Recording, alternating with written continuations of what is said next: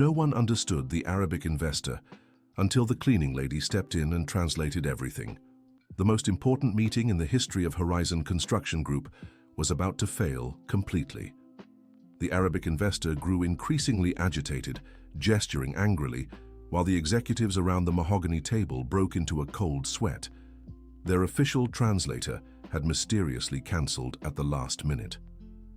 Dorothy Wilson Jenkins was quietly cleaning the hallway on the 22nd floor when she heard the desperation through the slightly open door of the conference room. At 58, she knew every corner of that building like the back of her hand after 15 years working there as a cleaner. What she didn't expect was that those raised voices in Arabic would awaken memories she had tried to keep buried for so long.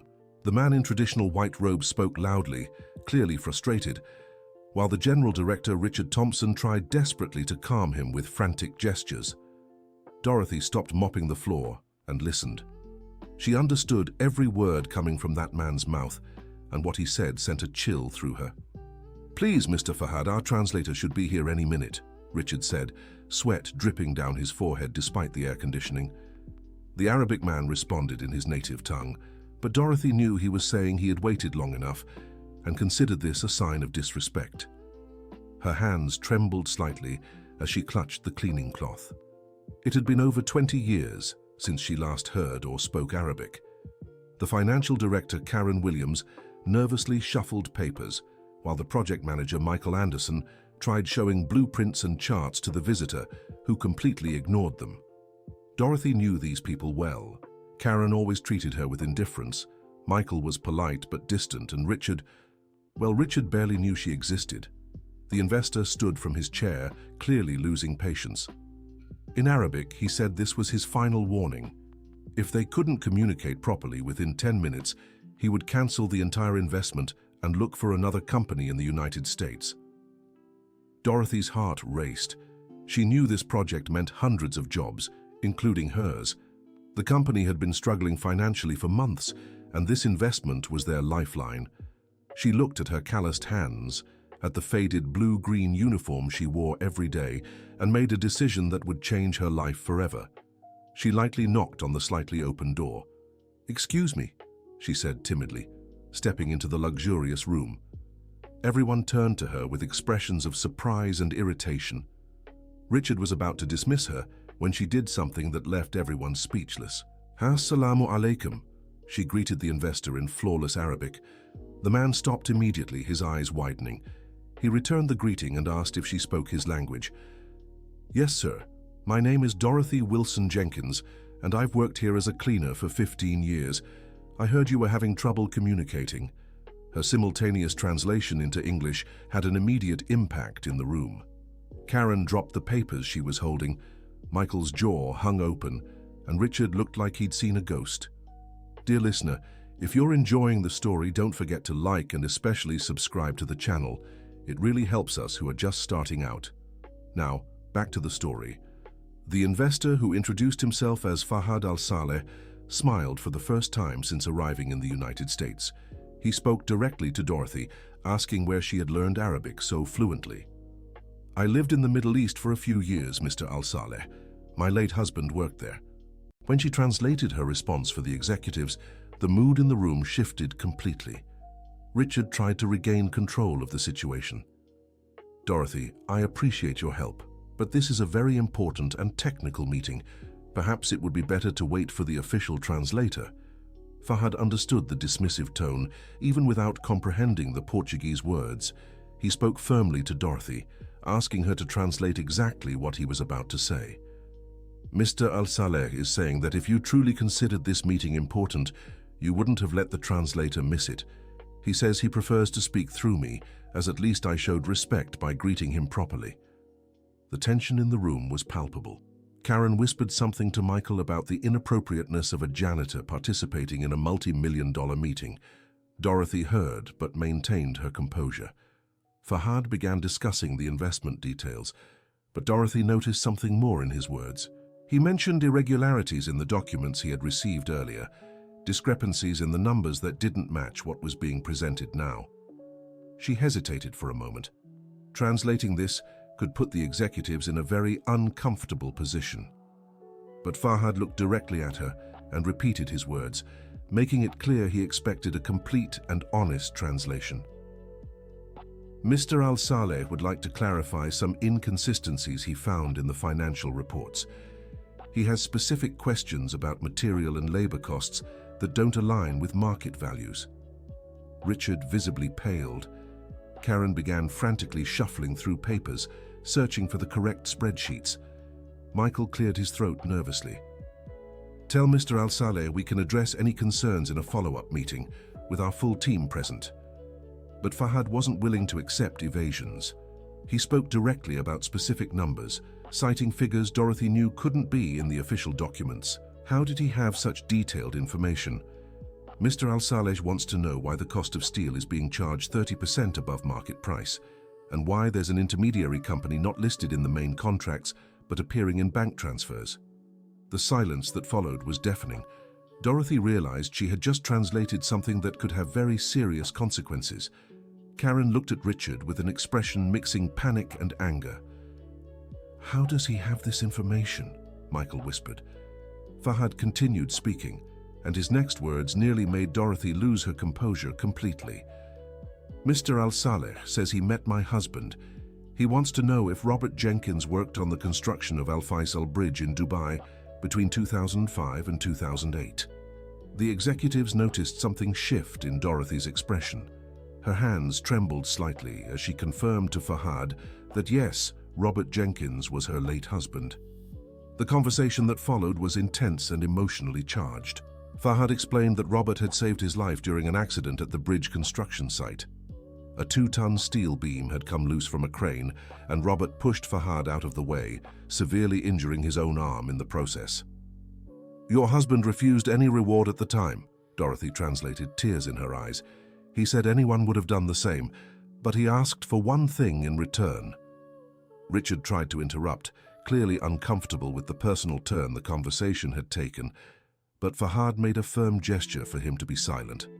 Robert asked that if anything ever happened to him, I would look after his family, especially his wife, who had learned Arabic to better communicate with the neighbors in Dubai. Dorothy couldn't hold back her tears. Robert had passed away in a work accident 2 years after they returned to the United States, and she had never known about the promise Fahad had made. Mr.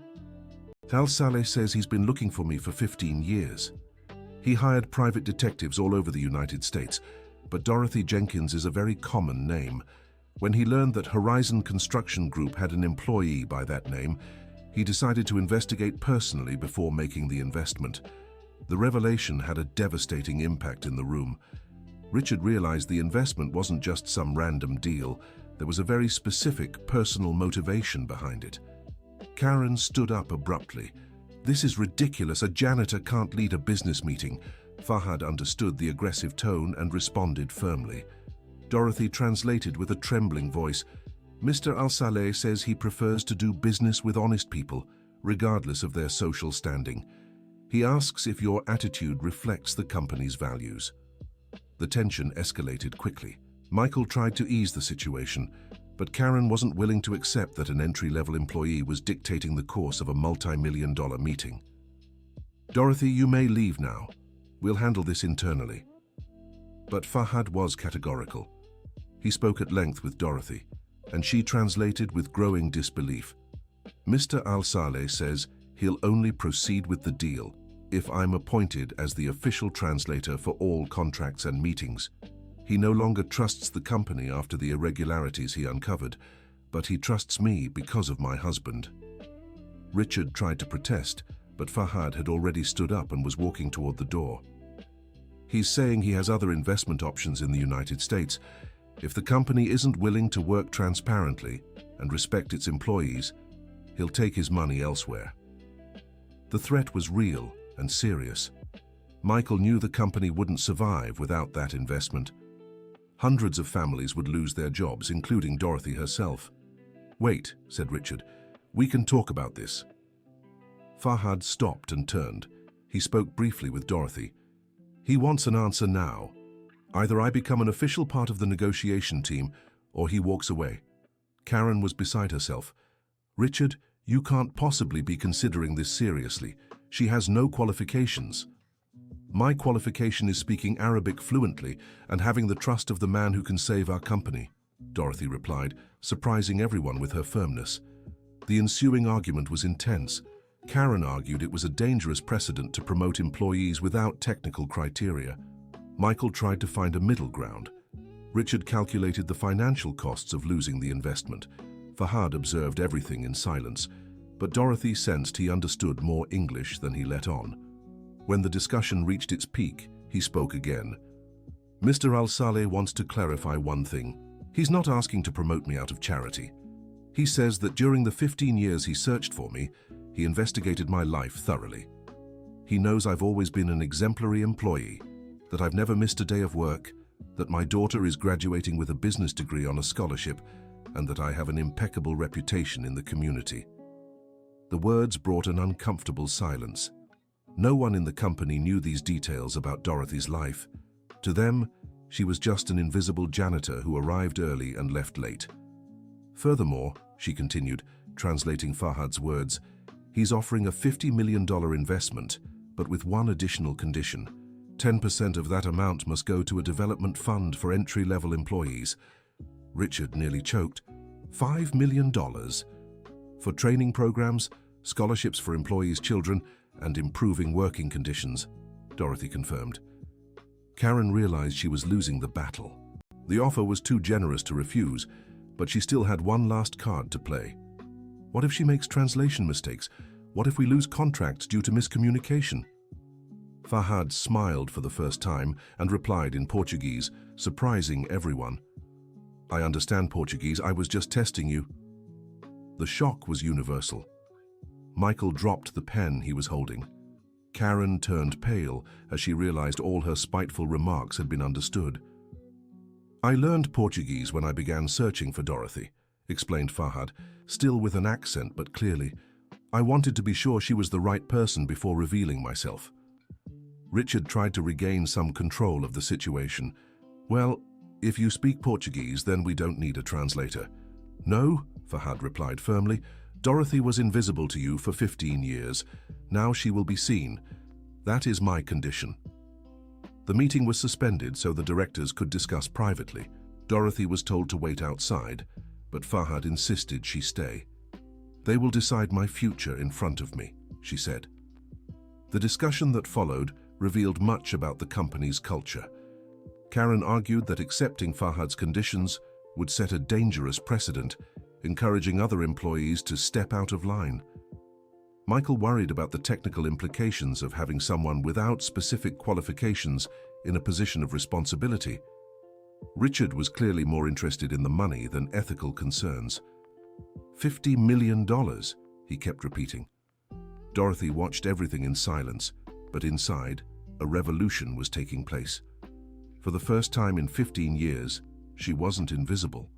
Her skills were recognized and valued, but she also saw the resistance and prejudice she would have to face. Fahad approached her. Are you ready for this? It won't be easy. My life has never been easy, she replied, but I've always fought for what's right. Your husband used to say the same thing. Emotion overwhelmed Dorothy again.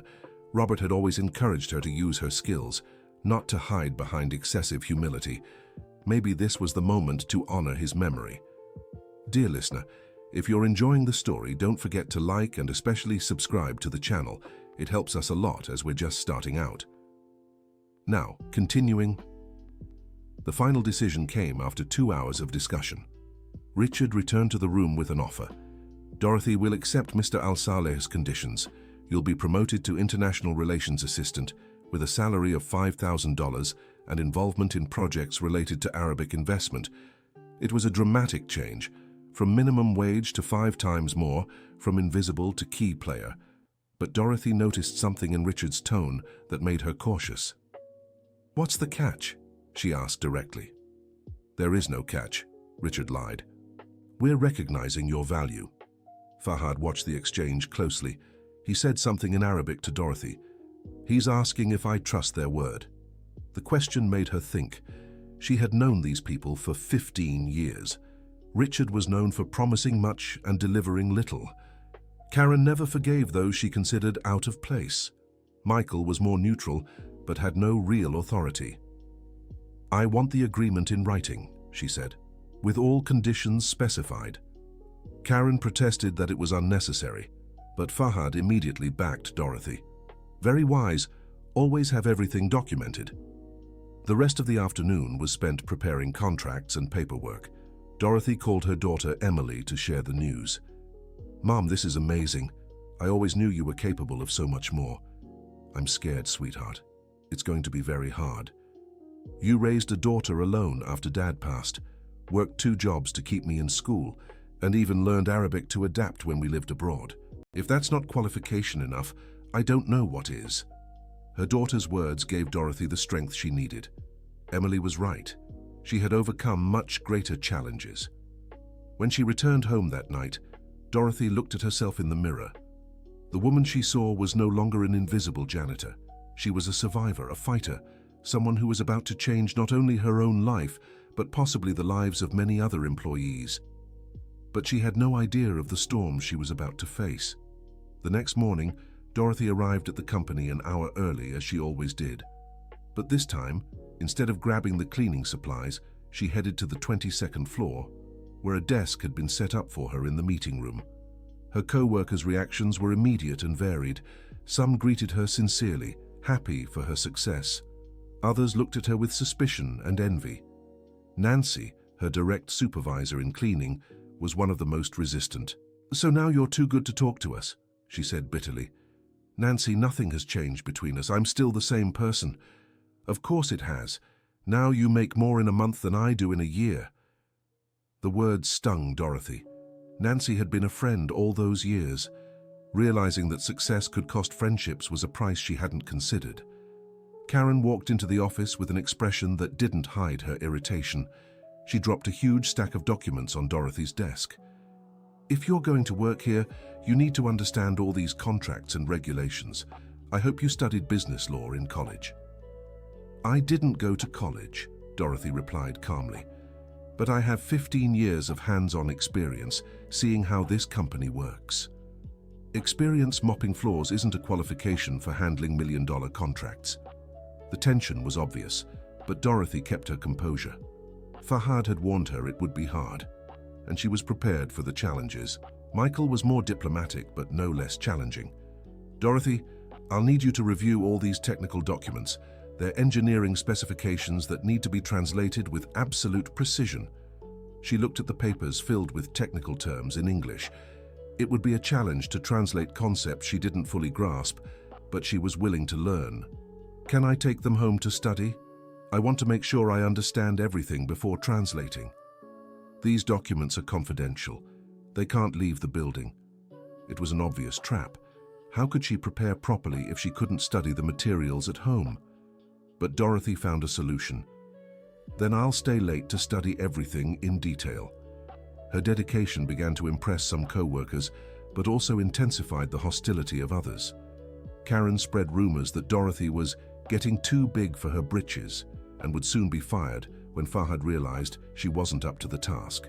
The first big test came a week later when Fahad returned with a team of Arabic engineers to discuss technical details of the project. Dorothy had spent every night studying construction terminology in Arabic and English. The meeting started tense. The Arabic engineers asked complex technical questions, and Dorothy had to translate not just the words, but the concepts behind them. Karen and Michael watched her every move, waiting for her to make mistakes. But Dorothy had done her homework.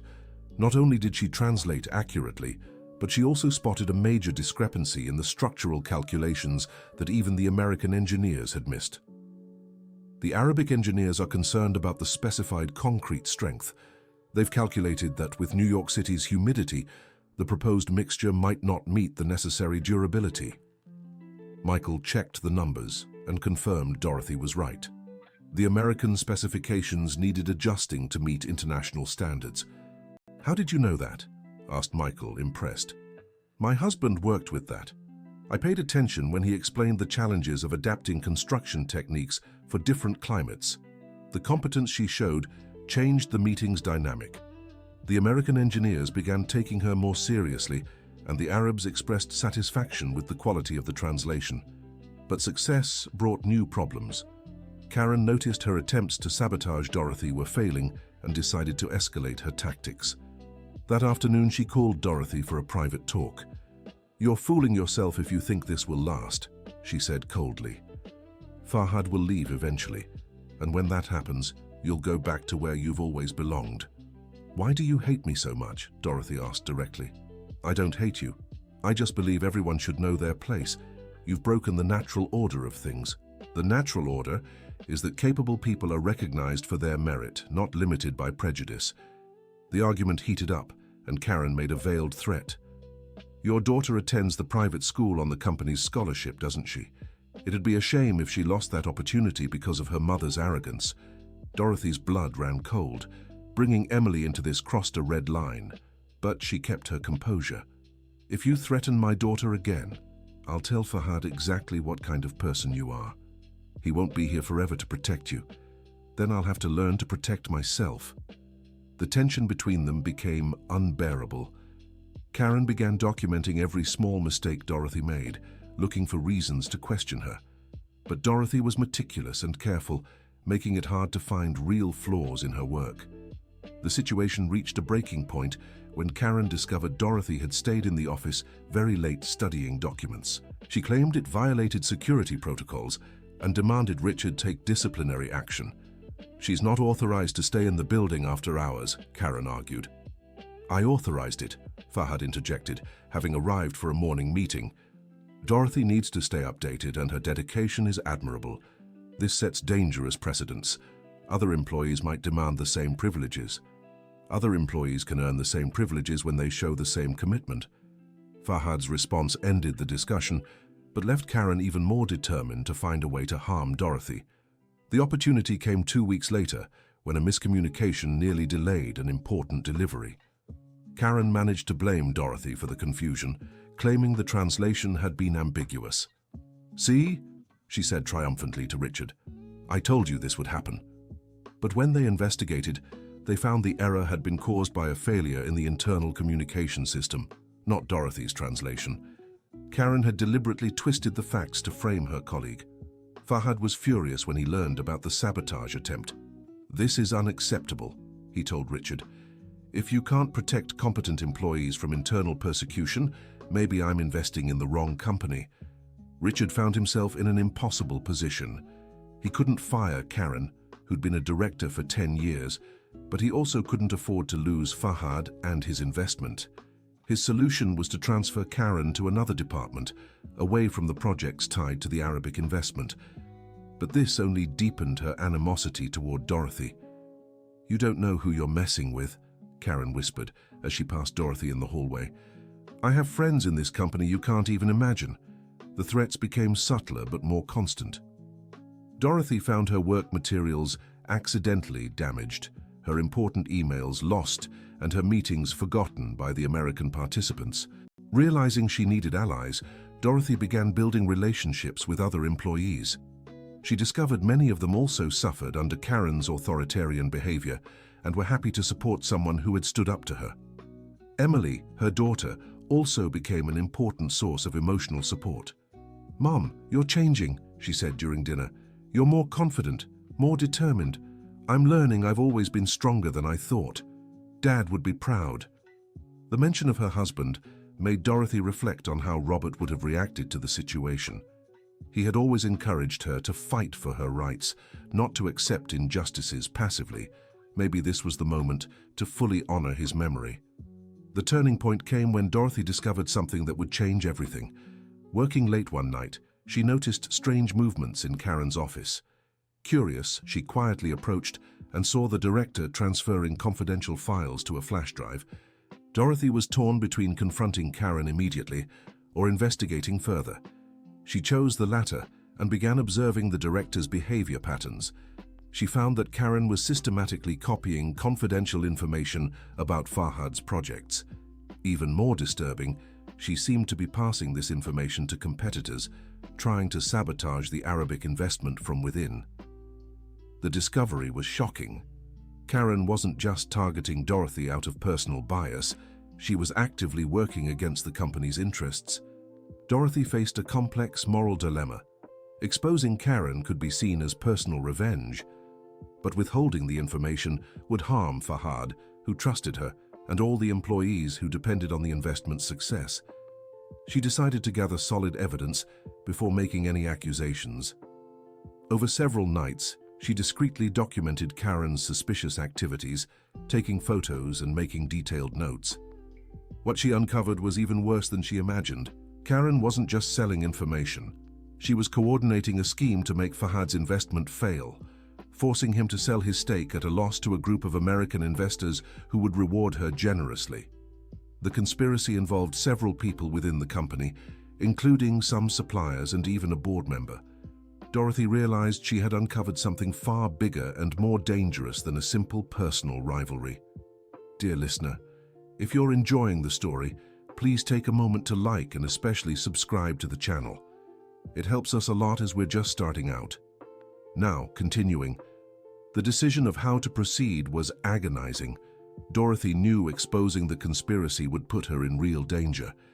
Karen and her accomplices wouldn't hesitate to harm her if they found out she knew everything. But the memory of Robert's words strengthened her. Always do what's right, even when it's hard. Dorothy arranged a private meeting with Fahad, claiming she had important information about the project. When they met at a discreet cafe away from the company, she revealed everything she had uncovered. Fahad listened in silence, his expression growing darker. "Do you have proof?" he finally asked. Dorothy showed the photos, documents, and notes she had collected. Fahad examined everything carefully. "This explains many of the problems we've been facing," he said. "Information that should only have been available internally was reaching our competitors." "What will you do?"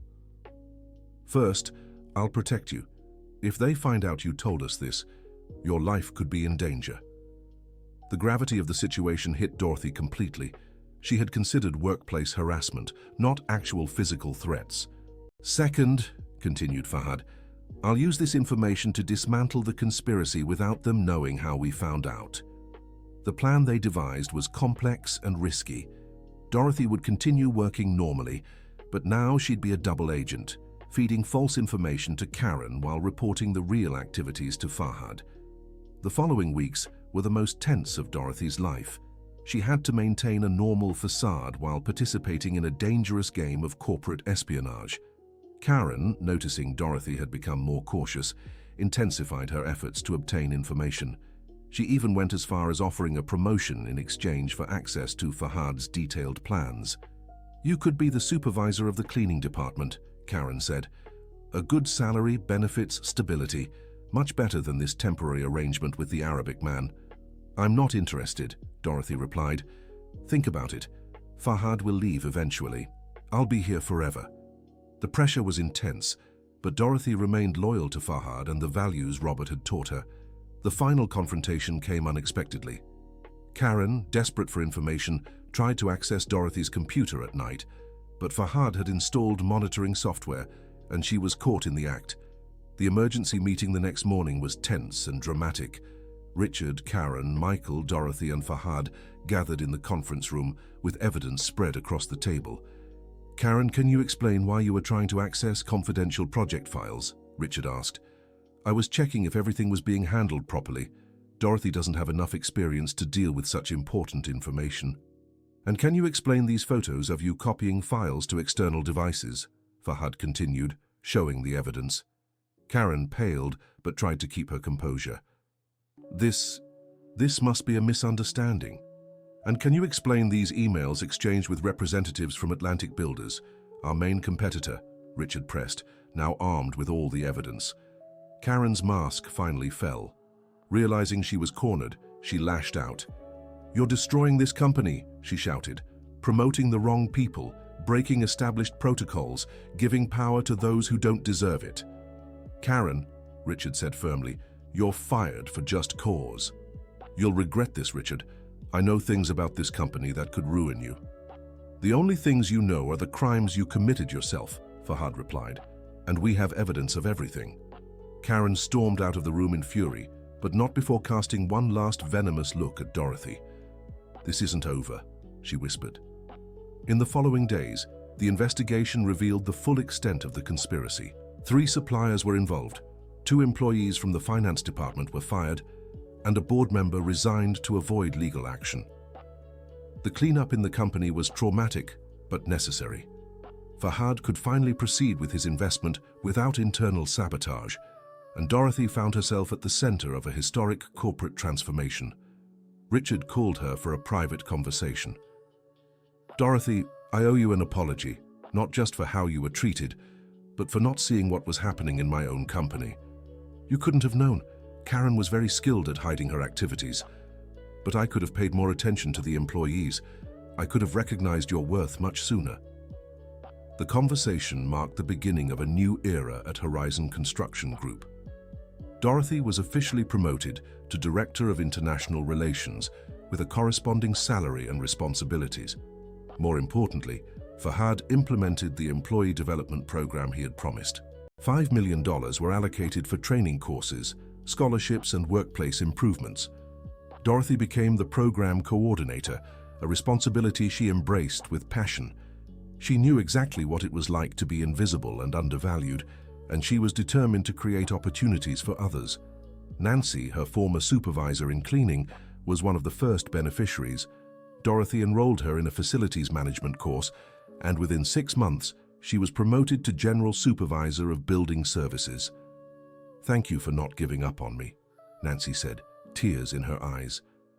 "I was unfair to you. You were protecting your space.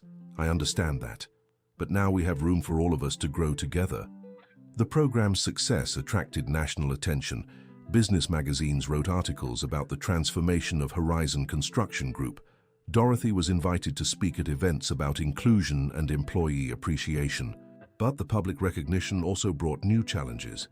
Karen, bitter about her dismissal, began a smear campaign against Dorothy on social media and in industry press.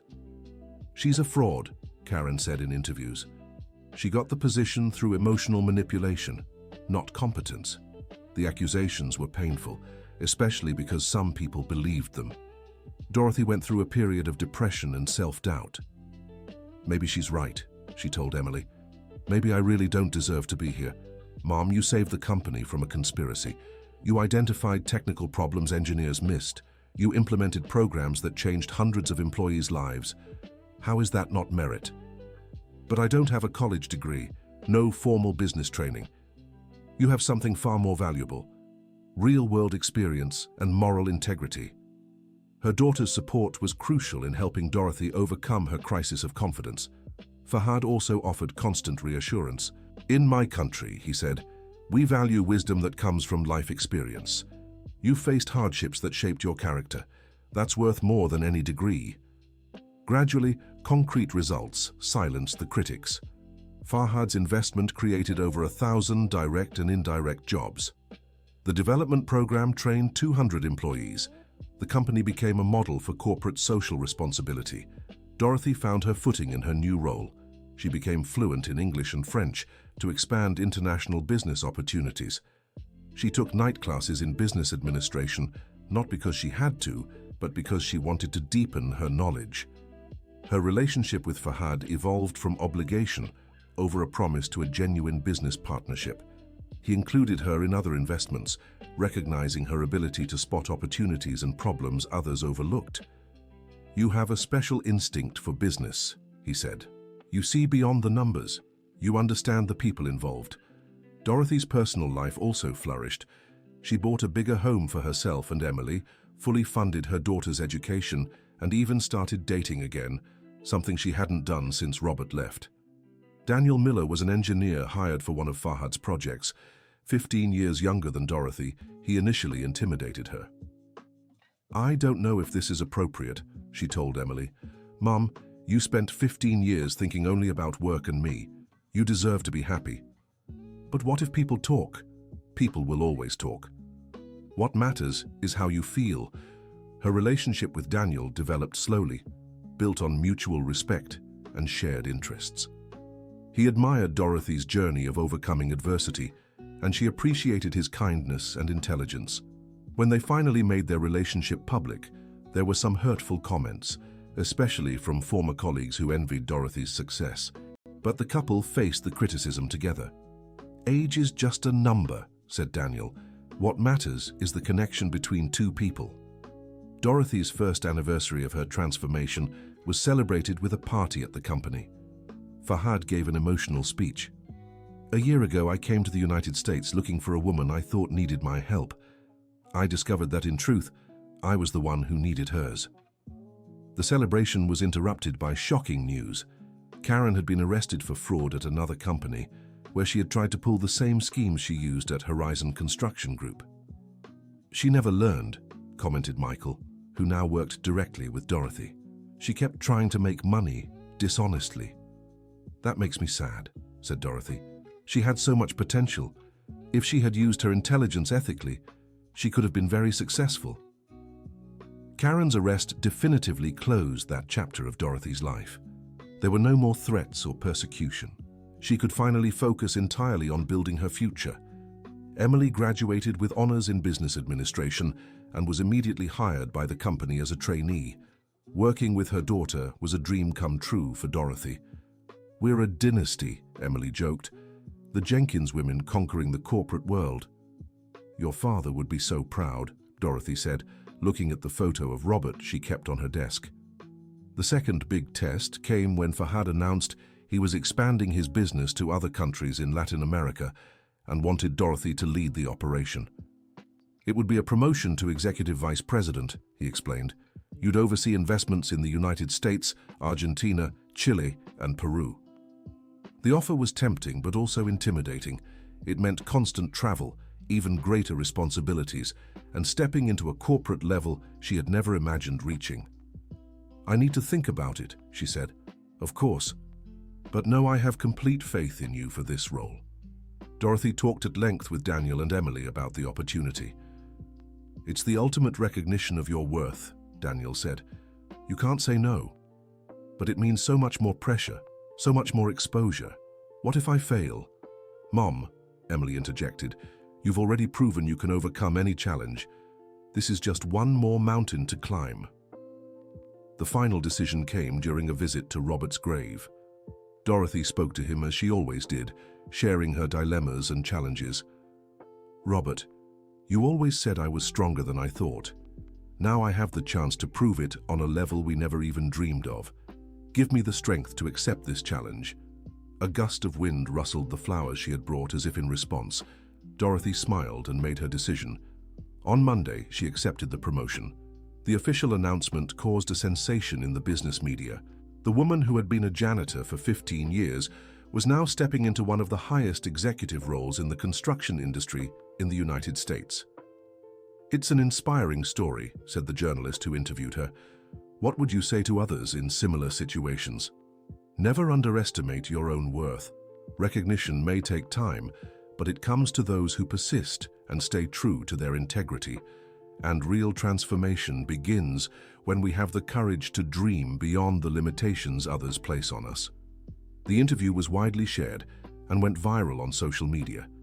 Dorothy began receiving invitations for motivational speaking and was asked to join the boards of several non-governmental organizations focused on women's empowerment. But public success didn't make her forget her roots. She kept the development program at the company and created a foundation to offer scholarships for children of employees from partner businesses. "Success that isn't shared isn't true success," she said in one of her talks. The first year as vice president was challenging but rewarding. Dorothy coordinated investments of over $200 million in 4 countries.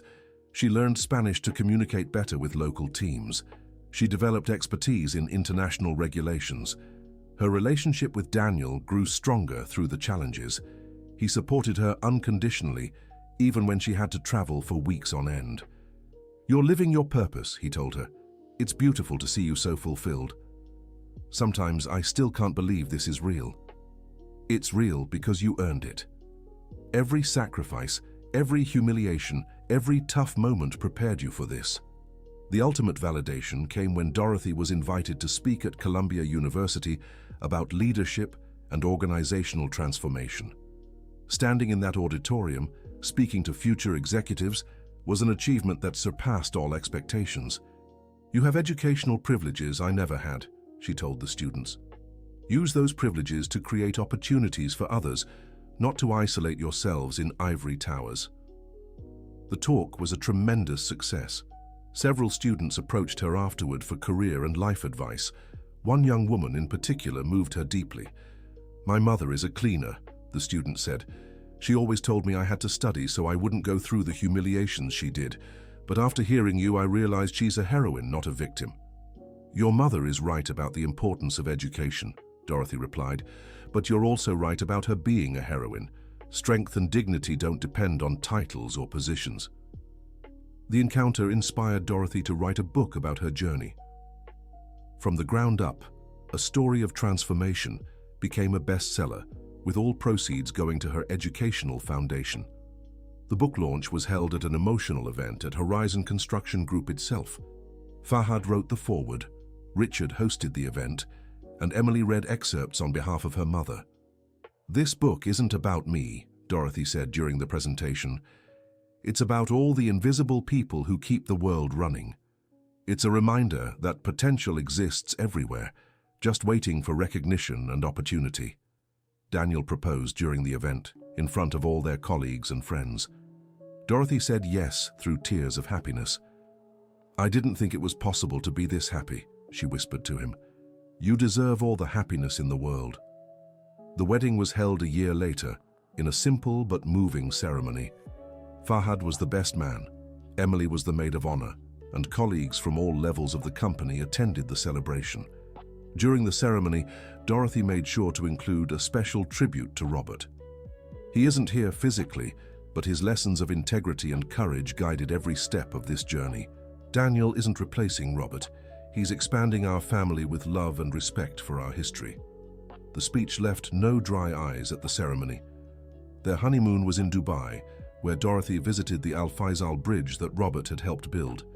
She met colleagues who had worked with him and heard stories about his dedication and character. "Your husband was respected by everyone," one of the former supervisors said. "He always stood up for the American workers, made sure they were treated with dignity." "He taught me that dignity isn't negotiable," Dorothy replied. Back in the United States, Dorothy took on new challenges. Fahad appointed her to lead the company's expansion into African markets, an opportunity to work on infrastructure projects that would change the lives of millions. "This is the biggest challenge of your career," he said, "but I trust you'll make a difference there too." 5 years after her first meeting with Fahad, Dorothy was in her office on the top floor of the building, overlooking New York City. On the wall hung photos of her with business leaders, politicians, and international organizations. Awards and certificates decorated the shelves, but what made her proudest was a framed picture of the original cleaning crew with a dedication to Dorothy, who showed us we can all soar higher. Emily walked into the office with reports on the new African projects. "Mom, the numbers are incredible. The affordable housing project in Nigeria will benefit 50,000 families. What about the local training program? We've already trained 200 Nigerian engineers.